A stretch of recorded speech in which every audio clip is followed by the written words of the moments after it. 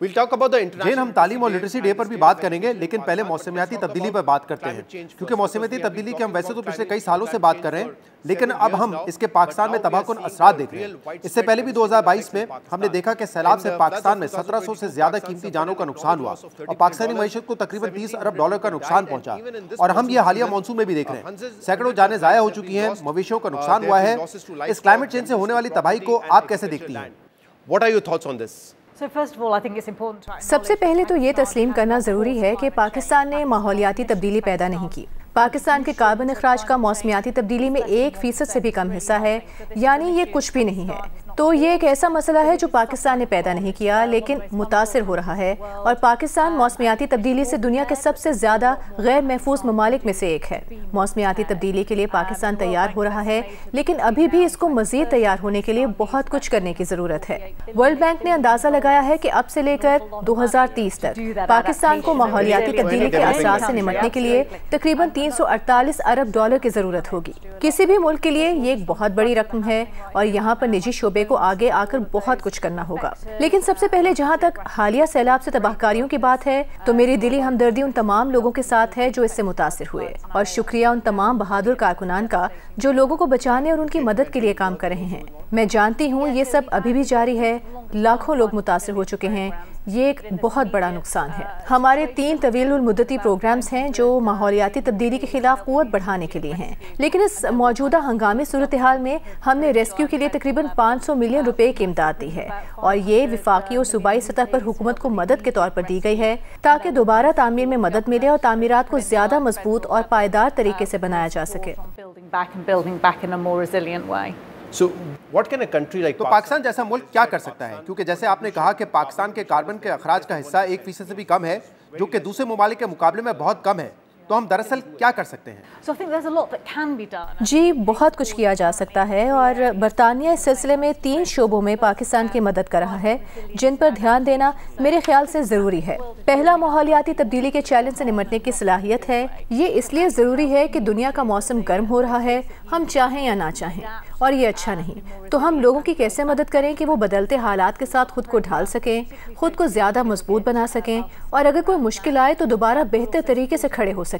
تو ہمارے پاس ایک پروگرام ہے جس میں خاص طور پر گلگت بلتستان پر توجہ دی جا رہی ہے۔ ہم پانی کے بہتر انتظام میں بھی مدد کر رہے ہیں۔ ہم سب جانتے ہیں کہ اس وقت بالخصوص حالیہ دنوں میں پانی کتنا اہم ہو گیا ہے، لیکن اصل میں مستقبل میں پاکستان کو بڑا مسئلہ سیلاب نہیں بلکہ خشک سالی ہوگا۔ اس لیے پانی کے اچھے انتظام، جدید ڈرپ اریگیشن اور دوسری نئی آبپاشی ٹیکنالوجیز کا استعمال بہت ضروری ہوگا۔ پاکستان آبی زراعت کا ایک بڑا ملک ہے، تو اس کے مطابق خود کو ڈھالنا بہت اہم ہے۔ اور آخر میں ورلڈ بینک کے اعداد و شمار کا میں نے ذکر کیا، وہ رقم تبھی حاصل کی جا سکتی ہے جب ہم نجی شعبے کی سرمایہ کاری کے ساتھ مل کر کام کریں۔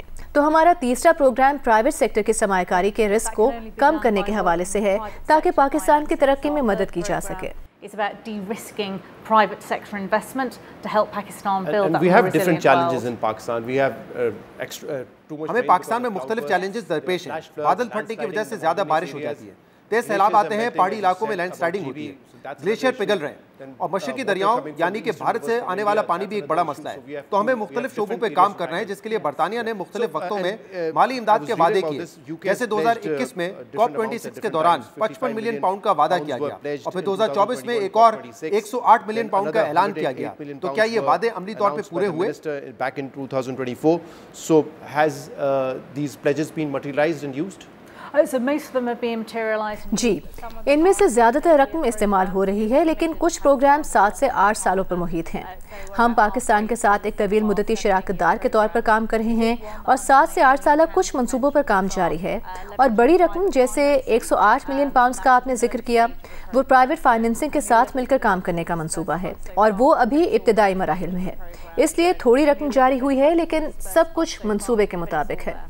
Interestingly, last week we had Dr. Musaddiq. پچھلے ہفتے ہمارے ساتھ پاکستان کے وفاقی وزیر برائے موسمیاتی تبدیلی ڈاکٹر مصدق ملک صاحب موجود تھے۔ انہوں نے کہا کہ 85% گرین فائنینسنگ ان ممالک کو دی جاتی ہے جو دنیا بھر کے 65% کاربن اخراج کے ذمہ دار ہیں، یعنی جو خود موسمیاتی تبدیلی کے اصل ذمہ دار ہیں، لیکن مالی مدد بھی زیادہ تر انہیں مل جاتی ہے۔ تو کیا آپ سمجھتی ہیں کہ دنیا بھر میں ان ممالک کو زیادہ ذمہ داری لینے کی ضرورت ہے؟ To take more responsibility. میرا خیال ہے کہ تمام ممالک کو ذمہ داری لینی چاہیے۔ اس وقت 5 بڑے کاربن اخراج کرنے والے ممالک ہیں، خاص طور پر چین۔ UK is not there anymore, I think. برطانیہ کا اخراج 1% سے بھی کم ہے۔ ہم حالیہ وقتوں میں کاربن کے اخراج میں حصے دار نہیں ہیں، حالانکہ تاریخی طور پر ہمارا کردار ضرور رہا ہے، لیکن چین، امریکہ، برازیل، انڈونیشیا جیسے ممالک کو اپنی معیشتوں کو بدلنا ہوگا۔ میرے خیال سے چین نے قابل تجدید توانائی کی طرف کافی پیش رفت کی ہے، لیکن اب بھی وہ سب سے بڑے کاربن اخراج کرنے والوں میں شامل ہے۔ لیکن موسمیاتی تبدیلی سے نمٹنے کے لیے مقامی سطح پر بھی اس کے لیے رقم حاصل کرنا بہت ضروری ہے۔ ایسا نہیں ہے کہ باہر سے سفید گھوڑے پر سوار کوئی ہیرو آئے گا اور بہت سارا پیسہ دے کر ملک کو بچا لے گا۔ زیادہ تر کام مقامی سطح سے ہی شروع کرنا ہوگا اور نجی شعبے کے ذریعے آگے بڑھنا ہوگا۔ اب انٹرنیشنل لٹریسی ڈے کے حوالے سے بات کرتے ہیں، جو کہ کل دنیا بھر میں منایا جائے گا۔ پاکستان نے اگر ترقی کرنی ہے اور خوشحال ہونا ہے تو اس کے لیے تعلیم اور لٹریسی میں اضافے کا کیا کردار ہے؟ سب سے پہلے ہماری موسمیات پر گفتگو کو تعلیم سے جوڑتے ہوئے مجھے پتا ہے کہ 2022 کے سیلاب میں 30,000 سے زائد اسکولز متاثر ہوئے، مکمل یا جزوی طور پر تباہ ہوئے اور 30.5 لاکھ بچے اسکول واپس نہ جا سکے۔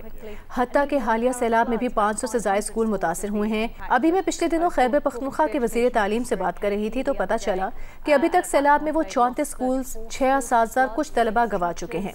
ساتھ ہی بہادری کی کہانیاں بھی سامنے آئیں، جہاں اساتذہ نے بچوں کو محفوظ مقام یعنی اونچی جگہوں پر لے جا کر ان کی جانیں بچائیں۔ یہ تمام چیزیں آپس میں جڑی ہوئی ہیں، موسمیاتی تبدیلی، تعلیم اور بچوں کو وہ جگہ دینا جہاں وہ سیکھ سکیں جس کے وہ حقدار ہیں۔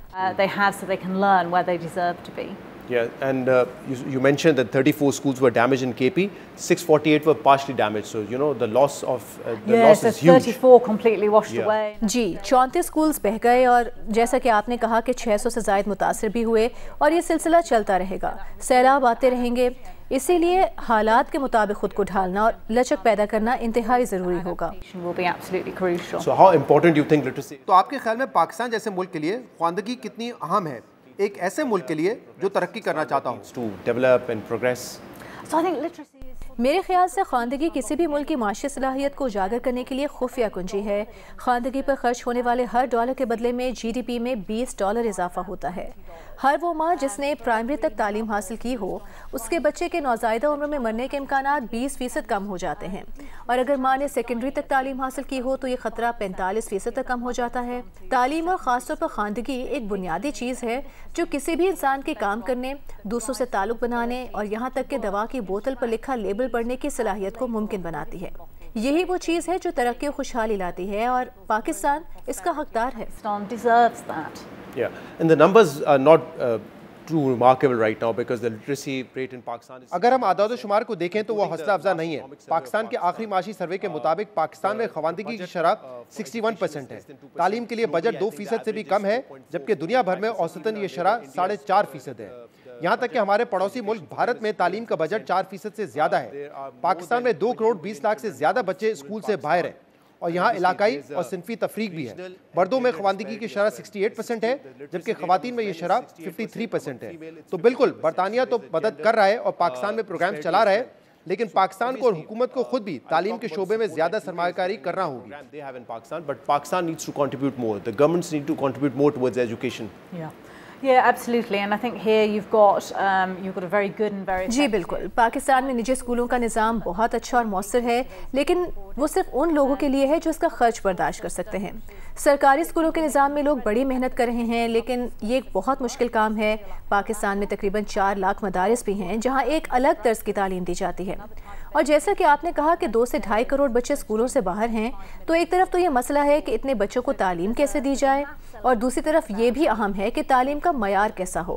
اور اگر سب سے اوپر پاکستان کی بڑھتی ہوئی آبادی کو بھی شامل کر لیں تو پاکستان ہر سال اپنی آبادی میں تقریباً نیوزی لینڈ کے برابر اضافہ کر رہا ہے۔ تو یہ پالیسی بنانے والوں کے لیے ایک واقعی بڑا چیلنج ہے۔ اس لیے نہ صرف تعلیم پر زیادہ پیسہ خرچ کرنے کی ضرورت ہے، بلکہ وہ پیسہ مؤثر طریقے سے خرچ کرنا بھی ضروری ہے۔ So there absolutely needs to be more money spent on this, but more money well spent on this as well. That is important because you spoke about the quality of education. یہ انتہائی اہم ہے کیونکہ آپ نے معیار تعلیم کی بات کی۔ اسکولوں سے باہر بچے تو ایک مسئلہ ہے، لیکن سرکاری اسکولوں میں معیاری تعلیم دینا یہ بھی انتہائی اہم ہے۔ برطانیہ نے بھی پاکستان میں تعلیم کے فروغ کے لیے اپنی حمایت اور عزم کا مظاہرہ کیا ہے۔ اس کی ایک مثال کھلو اور بڑھو پروگرام ہے۔ تو یہ پروگرام کس بارے میں ہے اور اب تک یہ کتنا مؤثر رہا ہے؟ The program about and how effective has it been so far? So over the last decade between 2012 گزشتہ ایک دہائی میں یعنی 2012 سے 2022 کے دوران برطانیہ نے تعلیم کے شعبے میں تقریباً $1 ارب کی سرمایہ کاری کی اور اس میں کچھ کامیابی رہی۔ اس سرمایہ کاری کے نتیجے میں تقریباً 45 لاکھ بچوں کو تعلیم ملی جو شاید اس سرمایہ کاری کے بغیر اسکول کی تعلیم حاصل نہ کر پاتے۔ لیکن اب میں سمجھتی ہوں کہ اصل فائدہ صرف یہاں نہیں ہے۔ آپ جانتے ہیں کہ پاکستان کے پاس ذہانت ہے، اچھی نیت ہے اور یہاں بہت محنتی لوگ موجود ہیں، لیکن میں سمجھتی ہوں کہ ہمارا اصل کردار تکنیکی مدد اور صلاحیت بڑھانے کے ساتھ ایک مختلف انداز میں شراکت داری میں ہے۔ ہم بنیادی طور پر 2 پروگرامز چلا رہے ہیں۔ ایک شواہد پر مبنی تحقیق ہے جس کا مقصد یہ ہے کہ دیکھنا ہے کون سی ایجوکیشن انٹرونشنز سب سے زیادہ فائدہ مند ہیں۔ یہ پروگرام ڈیئر کہلاتا ہے اور کافی عرصے سے چل رہا ہے۔ دوسرا program girls and out of school children action for learning ہے جسے گول کے نام سے جانا جاتا ہے، جو کہ خاص طور پر خیبر پختونخوا اور پنجاب پر مرکوز ہے اور حکومت کے ذریعے تعلیم کی فراہمی کو بہتر بنانے پر توجہ دیتا ہے۔ جو بھی ہم کرتے ہیں وہ براہ راست نہیں بلکہ حکومت کے اداروں کے ذریعے کرتے ہیں۔ Punjab and Khyber Pakhtunkhwa focusing on supporting delivery through the provinces. So everything we do is through government institutions, not directly. Right. So the focus is on. جی بالکل، لیکن ظاہر ہے کسی بھی ملک کو بااختیار بنانے میں خواتین کا کردار بہت اہم ہے۔ بالکل، لیکن لڑکوں کو بھی نظر انداز نہیں کیا جا رہا کیونکہ ہم جانتے ہیں کہ لڑکے بھی اہم ہیں۔ But obviously یہ واقعی بہت اہم ہے، اس لیے اس پر توجہ دی جا رہی ہے۔ تکنیکی تعلیم کے حوالے سے کیا صورتحال ہے؟ کیا اس بارے میں بھی آپ کچھ بتا سکتی ہیں؟ That's more about technical assistance. یہ زیادہ تر تکنیکی معاونت اور تکنیکی مدد کے بارے میں ہے، یعنی تعلیمی وزارتوں کو تکنیکی مشورہ فراہم کرنا اور حکومت کو وہ سیکھنے میں مدد دینا جو انہیں اچھی پالیسی بنانے کے لیے درکار ہوتا ہے۔ مثلاً اگر وہ اپنا نصاب تبدیل کرنا چاہتے ہیں تو ہم ان کو دنیا بھر میں نصاب کی بہترین پریکٹسز کے بارے میں تکنیکی مشورہ دے سکتے ہیں۔ Right. So there's another issue which I would like. ایک اور مسئلہ جس پر میں بات کرنا چاہوں گا وہ ہے پاکستان انٹرنیشنل ایئر لائنز کی پروازوں کا برطانیہ کے لیے دوبارہ آغاز۔ ہاں، میں انتظار We can't wait either because direct flight is always convenient. Yes. So when is the good news coming? Anytime? ہاں، مجھے امید ہے جلد آئے گی۔ جیسا کہ آپ جانتے ہیں پاکستان کو اب ایئر سیفٹی لسٹ سے نکال دیا گیا ہے تو اب PIA براہ راست برطانیہ کے لیے پرواز کر سکتی ہے۔ مجھے معلوم ہے کہ PIA اسلام آباد سے مانچسٹر کی پرواز جلد شروع کرنے کا سوچ رہی ہے، بس کچھ تکنیکی کاغذی کارروائیاں باقی ہیں جو جاری ہیں اور مجھے امید ہے کہ پروازیں جلد شروع ہو جائیں گی۔ How soon? Because the foreign minister and the deputy prime minister of Pakistan, Ishaq Dar, said probably in September we'll resume the flight operation to UK. میں PIA کی طرف سے تو کچھ نہیں کہہ سکتی، لیکن میں جانتی ہوں کہ وہ ان پروازوں کو شروع کرنے کے لیے بہت محنت کر رہے ہیں۔ Safety standards, is UK satisfied with کیا آپ حفاظتی معیار سے مطمئن ہیں؟ کیا برطانیہ حفاظتی معیار سے مطمئن ہے؟ پائلٹس کے لائسنس کا مسئلہ اور دیگر مسائل سب کچھ حل ہو چکا ہے؟ license issue, everything has been resolved? سب کچھ حل ہو چکا ہے۔ ہم نے بہت تفصیل سے معائنہ کیا ہے جیسے کہ یورپی یونین کے ساتھیوں نے بھی کیا، اور مجھے لگتا ہے کہ پاکستان نے اپنے معیار کو بہت بہتر بنایا ہے اور اب وہ بہترین ممالک کے برابر ہیں۔ یورپ نے جنوری 2025 میں پابندی ختم کی تو برطانیہ بھی جلد یہ کرے گا؟ کیا اس سال ہم یہ دیکھیں گے؟ So we lifted. ہم نے جولائی میں اپنے خدشات ہٹا دیے تھے، جس کا مطلب ہے جیسے ہی کاغذی کارروائی مکمل ہو جائے گی طیارے پروازیں شروع کر سکتے ہیں۔ یہ بہت ہی عملی چیزیں ہیں جیسے کہ اپنے لینڈنگ سلاٹس واپس لینا جو کہ دوسری ایئر لائنز کو کرائے پر دیے گئے ہیں۔ یہ وہ چیزیں ہیں جو پاکستان کے کنٹرول میں ہیں، نہ کہ برطانیہ کے، اور میں جانتی ہوں کہ PIA اور دیگر اس پر بہت محنت کر رہے ہیں، تو مجھے اسلام آباد سے مانچسٹر کی پرواز پر سوار ہونے کا شدت سے انتظار ہے۔ Thank you very much, Jane Marriott, for joining us on the show. Thank you for having me on.